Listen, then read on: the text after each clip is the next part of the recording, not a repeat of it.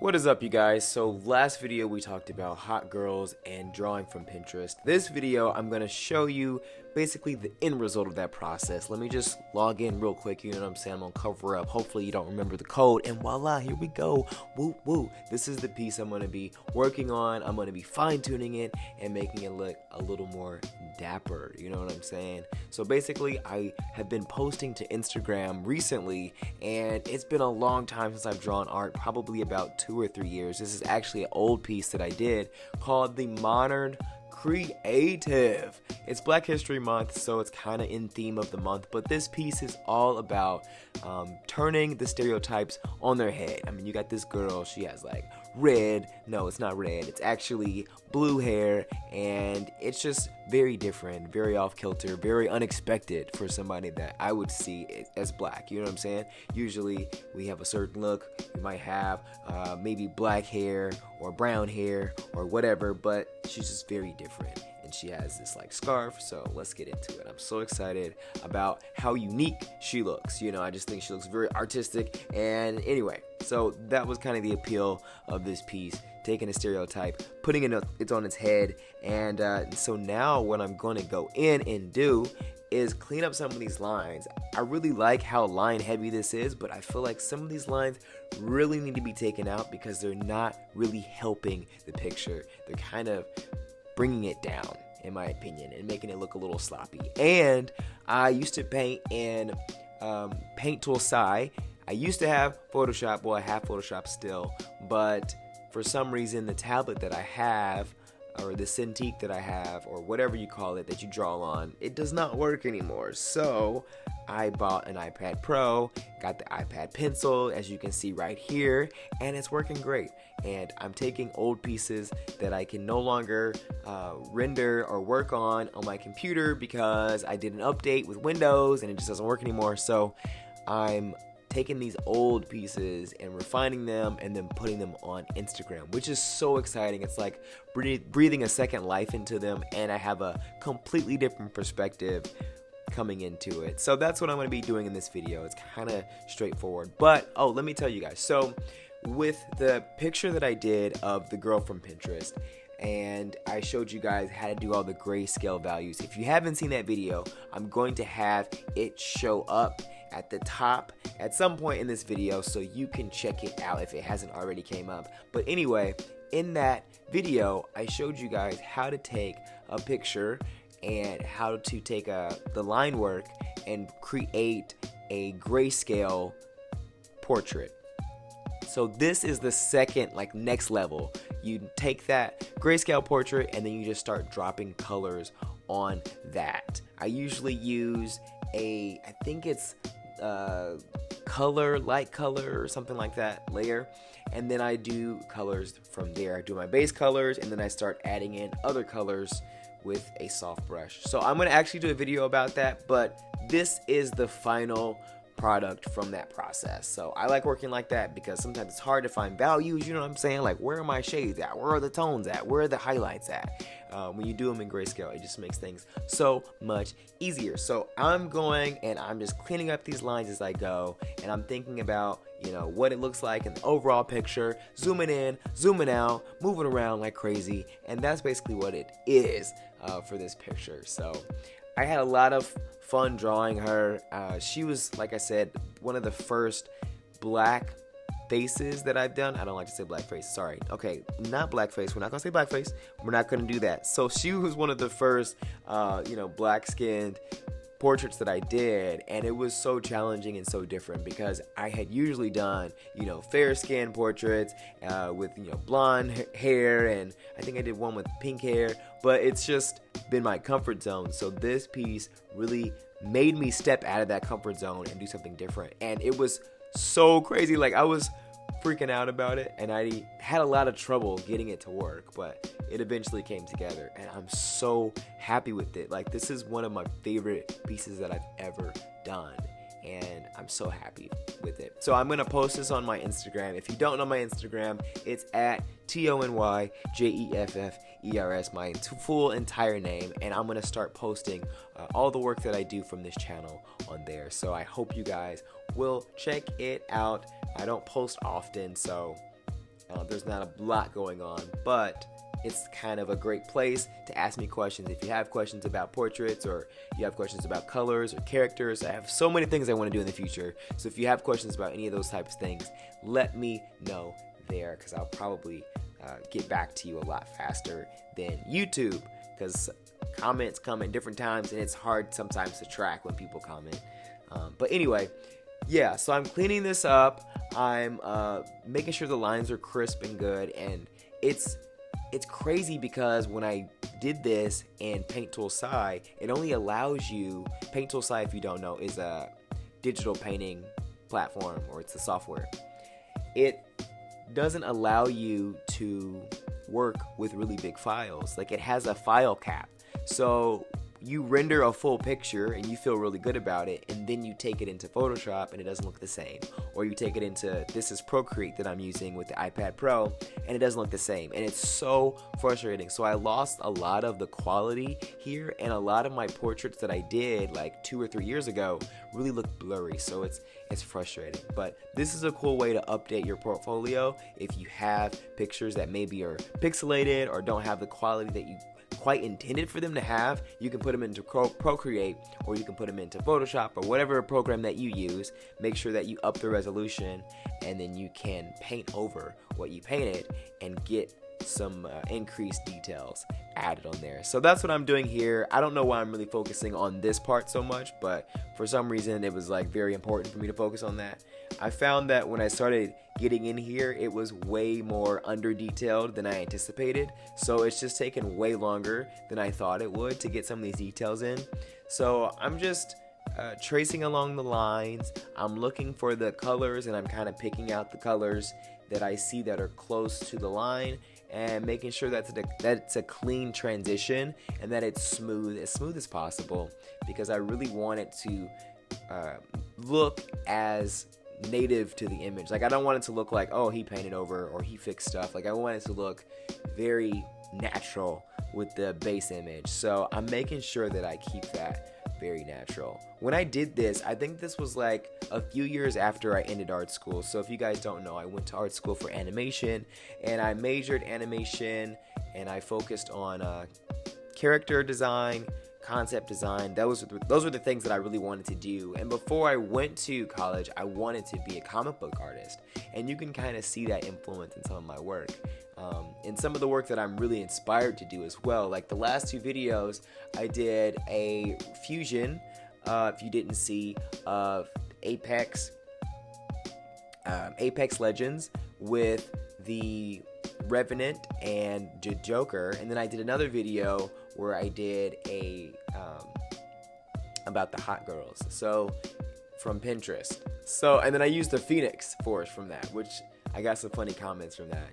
You know who you are. You know who you are. But anyway, I'm really trying to update my portfolio, and I've been looking at videos on YouTube of different creators that are also doing digital painting, and I found that there's not very many that do color. So this is kind of the beginning of jumping into that realm of doing color. So it's really what I'm focusing on.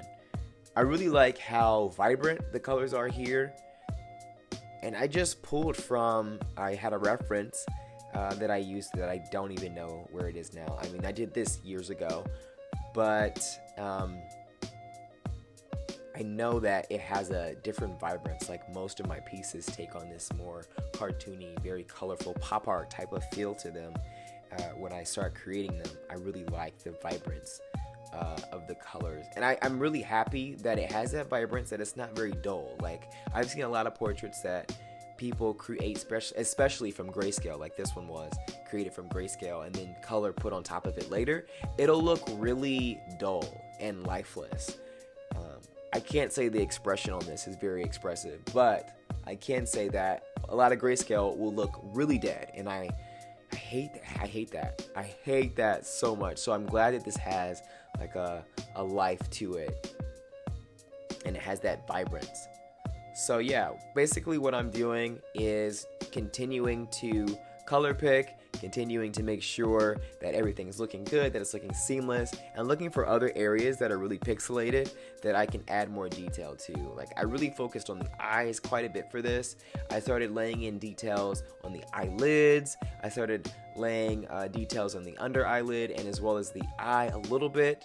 I think I also did the eyebrow, some of the lips, and a little bit of the hair, not much of it. I liked how sketchy it looked. I think that added a cool effect to the overall portrait. So yeah, I'm just going away with this. I think in the future when I do videos like this, I definitely want to do like a live stream type of setup, but I don't know how to do that currently. So this is what you guys are getting today. A super speed talking version of me, not on video. So this is what it is. But yeah, I really enjoyed this process because I've been so long, like I've been away from digital painting for such a long time. And the last video that I did, again, I'll link that video in this video at some point with a pop-up. It's been so long since I last painted something. You kind of start to think, you know, am I good at painting? Can I draw? Like, I've been so long away from it, you just really start to think that you can't jump back in. But I found that using Procreate really breathed a second life into my digital painting. Like I said before, I had used a different type of tablet before where I would draw on it and then look up at the screen. I think that's kind of standard. Like Wacom tablets are like that, and you know, Cintiqs are where you actually draw on the screen like this. And I used to hate those when I was in animation art school. Animation was my major in art school. I hated Cintiqs. Like, I was like, this sucks, this is so unnatural. And I think there was like a delay, and it wasn't exactly where you were pointing, wasn't exactly where it was drawing, so it was a little bit off. And I just was like, this is so unnatural, and it doesn't feel like I'm drawing or sketching. And this really feels a lot more natural. I have the paper-like screen protector on this, so it allows it to feel a little bit more like a sketch. It doesn't feel exactly like a sketch book, but it feels more, I don't know, it's not moving around the surface as loosely as it was when it was just the glass itself. But you get used to that, so it really doesn't matter. But it is nice to have a little extra resistance, because when you first get the iPad Pro, if you haven't got it or you're purchasing it in the future, I have links below if you're interested in buying one yourself. But if you are if you have one coming and you unpack it, you'll realize that the surface has a little resistance on it initially. And then as you use it more and more, it starts to kind of go away, and then it feels more like a glass surface. It's very slippery. So I was really surprised by that, because I didn't expect that to happen. But over time, it does get a lot looser, and your pen kind of goes crazy. So having this paper-like screen protector does help. It took like 2 weeks to come, and then when I first got this tablet, I got this actually this month. So when I first got the tablet, I was like, okay, I need to like learn this. I need to master this. So I've been working on it every day, pretty much, and it's been fun. I've enjoyed it. I've enjoyed it a lot. And like I said, it's really breathed a second life into my drawings. I've been watching a lot of Ross Draws videos. If you guys know him, Ross Trans, he has some really cool videos, but they're not very instructional. You know, they don't really give you a lot of tips or how-tos or, you know, information. He has the Patreon. That's where he does all that stuff. But he really inspired me as well as some other creators on YouTube. So it's been exciting to share this. If you guys don't know, I initially started my YouTube based around doing t-shirt designs and stuff like that. Even before that, it was like comedy, but none of you guys actually watched that. But I'm now making it more about my art, and I just want to say the positive response, if anybody's still watching this video at this point, has been so exciting. I mean, when you do art, I just want to let anyone know that if you want to pursue art, the myth that you have to be a starving artist is really not true.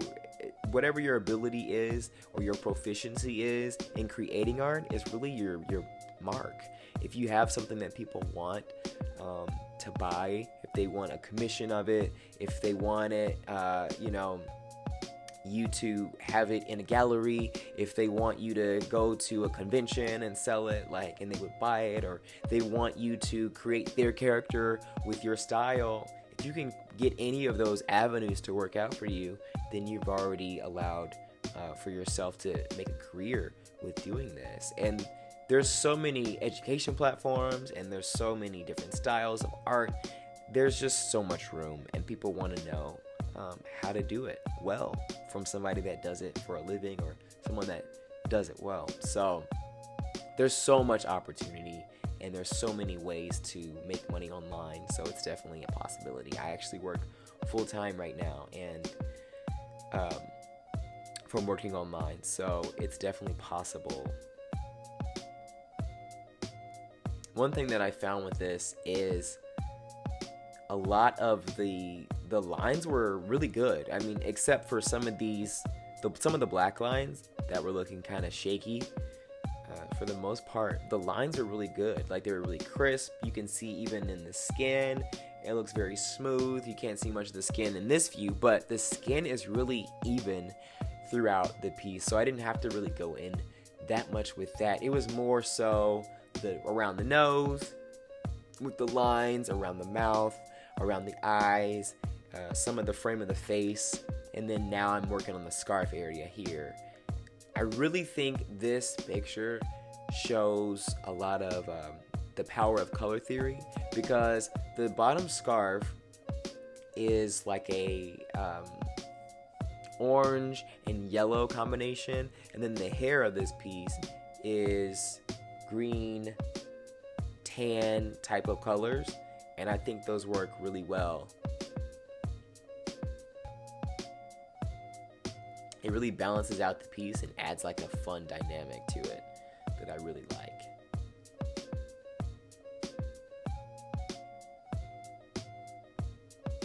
So I'm still etching out more details here, just refining it more, making sure that it looks good, making sure that it looks polished. And like I said, when I was in art school, I didn't like the Wacom. I used the Wacom a lot. I didn't like the Cintiq, but I had bought my own after I ended art school from a company called Monoprice. It was a 9x5 size. It was pretty big, maybe bigger than that, maybe 9x12. It was pretty gigantic, and I used that. It was pressure sensitive. It worked really good in Paint Tool SI as well, but eventually, because of the size of the canvases were really small in Paint Tool SI, and I got updates to my computer, because you have to get updates or your computer will like die on you, and you can't use the internet, and it's like there's just so many things that you can't do. So I had to upgrade to the iPad Pro, and it's a pretty penny, but I feel like it was definitely worth it. I'm so glad that I did it. I've actually made the money back already.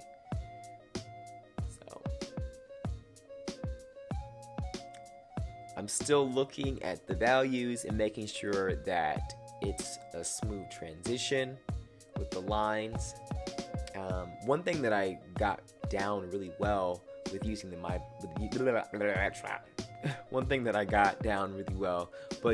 iPad Pro is my line quality. Like, my line confidence has really increased, and how I identify shapes has really increased, like my eye for details, because it really feels like a sketchbook. I mean, it's not the same feeling when you're drawing, but as time goes on, it feels like the better sketchbook. Because when I would sketch, I would use a brush, I would use gloves to keep my hands from smudging whatever I was drawing, and then I would use usually mechanical pencils, and then I would always have an eraser in hand. So it's like eraser, pencil, brush, eraser, pencil, brush, and then I had gloves on my hands, because I would smudge up all my pictures. Like, I don't know what it was, but it was so annoying. And I'm glad I had this, because I think it looks better, and it's a little bit more interesting to look at than me sketching something. But I might sketch in the future with my, murder gloves. We'll see. But yeah, I don't know why I got held up so long here. I think I wanted to make sure that it looked as even as possible, but I eventually stop rendering out details and I move out of here and start working on the eye. I believe is the next thing I start to focus on. Someone told me that with portraits, the eyes are really important to work on because the eyes allow you to really connect with the character, and your eyes naturally go to the eyes of the character. So I tried to render the eyes a little bit more with this, but I felt that eventually that the eyes were doing well on their own without being overly rendered. And I think that for this picture, the face, like you're drawn to the face itself. I don't know, there's something about the skin of the face that you're really drawn to, because you have the yellow background and then you have this yellow scarf, so they really pop out. But it's like it's framed by the background, so the framing of the yellow background with the blue hair, it just really draws you into the face. I don't know, somehow it like leads you to the face. So, but the eyes, I wanted to make a little bit better, but I felt that I was not going in a good direction with them. So, with this piece, I remember thinking as I was trying to clean it up that it was just way too line heavy, and I really wish I could have, restarted from the beginning. But I think that I'll just make more in the future, and I'll be able to keep myself from making that mistake again, where I make it very line heavy. And I think some of these lines could have been colored, where like around the skin, those could have been a brown, and around the scarf, they could have been a yellow, or eventually painted out where it blends in a little bit more. I wanted to also do like a halo around this where the yellow kind of comes into the hair, but the way that I did the hair was so stylized that when I tried that, it just looked really strange. So I took that out immediately because it didn't really add anything to it. It kind of took away. And but I do eventually want to do that, where I have portraits or landscapes, or more of a concept art in a character illustration type of feeling. Illustrations that I do in the future, I really want it to have that immersive feeling where it's receding into the background and you can see the background elements really affecting the character, like environmental lighting and stuff like that. I think that's a really important part that I haven't done. I mean, I have so much I want to share with you guys. It's crazy. I'm just loaded with so many things I want to share with you. I was looking through my sketchbook, and you know what? That might be my next video. Actually, reviewing my sketchbook. But I was looking through my sketchbook, and there's so many sketches that I delayed rendering in Photoshop because I was like, I don't feel like I'm a good enough painter to make this, what I want it to be. So I'll be revisiting some of those and learning how to illustrate those and make those better. So this video reminds me that pieces are never done. You can always go back and refine, and if you learn something from your growth, you can apply it to some of your old pieces or your future pieces and really see your growth. So this is about the end of this video. I hope it wasn't too long for you guys, and hopefully you were drawing as well as you watched. So I just want to thank you guys for watching this video. This is some more footage of the end of this process, and it came out really good. If you want to check out the final piece, go to Instagram. I'll have it linked below at TONYJEFFERS, and let me know that you came from YouTube. Woo woo. See you guys in the next video, and please don't overthink it. Just go create something. Peace.